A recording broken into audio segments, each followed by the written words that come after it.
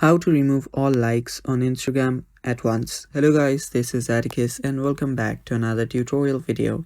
In today's video, I'll teach you guys how you can remove all Instagram likes at once. So before I teach you guys how to do that, if you guys are new to our channel, head down below and hit the subscribe button so you do not miss out on our future videos. Now let's get started. First thing you will need to do is open up your Instagram. Now make sure that you're on the preferred account. After you do that, head over to the bottom right corner on your profile. After you're here, you will need to head over to the burger icon that is on the top right corner, the three lines.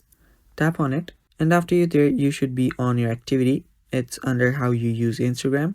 You will see your activity. Tap on your activity, and under interactions, you should find your likes. Tap on your likes, and now you will see your likes. What you now need to do is tap on the select option that is on the top right and select multiple posts, and there on the bottom you will see unlike.